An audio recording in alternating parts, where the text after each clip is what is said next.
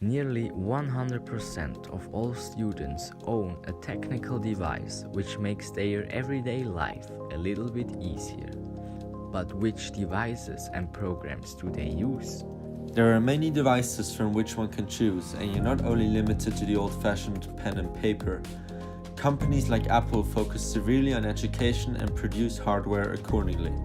Of course, there's a typical phone, which has made communication easier than ever, but it also allows you to communicate with the teacher more easily and organize yourself on the go. Tablets have summoned a new era of modern and technical education.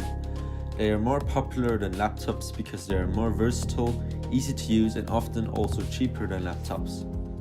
The iPad is a device that started it all back in 2010, but no one expected that its main purpose and focus was on education. The easy and self-explanatory user interface makes them popular and useful. Laptops are also very popular, but they are slowly being overshadowed by tablets. Some may prefer the speed and extra power you get from a laptop, and professionals prefer a bulky laptop. But students like a more lightweight device which they can use wherever they want. Word is mainly used to make notes in class. Has many features that make it possible to clearly display various things. For example, it can display topics that are easier to understand with pictures and tables. Likewise, one can write with this program into the digital script and does not have to do it by hand. PowerPoint is an application software used to present data and information by using text, images, diagrams with animations and transitional effects, presented in slides that helps to explain the topic or idea in front of an audience easily and practically. OneNote can also be used for notes during class. Has the advantage that several students can work at the same document at the same time. For example, you can easily and efficiently create summaries of a topic together. There are many useful programs. For example, there's this whole Office 365 tool which I use, especially PowerPoint together with my students. Recently, I've also been using Teams and Forms a lot. And obviously there are the classics like Kahoot. Technology gives students a variety of options to study and memorize certain key facts in class, but also at home. There are many learning-enhancing programs in the form of apps or internet pages.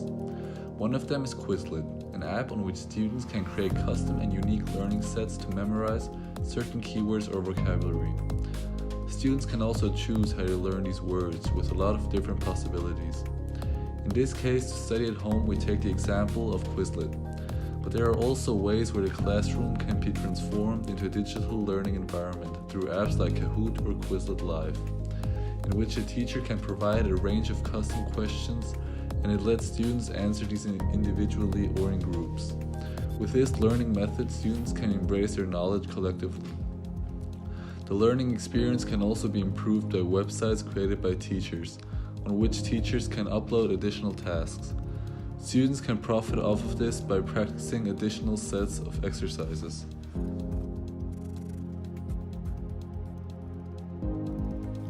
I can't generalize, but as an example, in the UG we got this game called Classcraft, and because of this the students learn by gaming, and it's crazy how much fun they're having.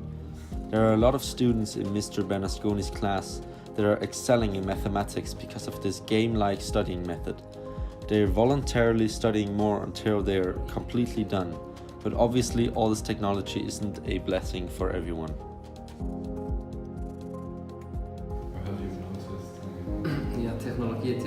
Well, technology always has its own risks and chances, and the students and teachers have to know how to handle it. As an example, do I look at emails on the weekend or do I let students' parents text me over the phone, which happens quite often at UG. But I guess it's way more difficult for the students than the teachers to handle all of this technology.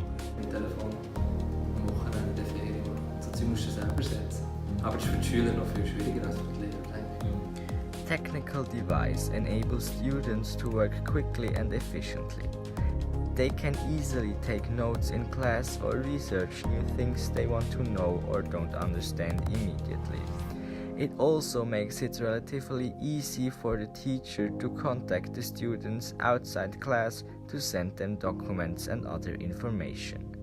In conclusion, one can say technical devices have a positive influence on everyday school life.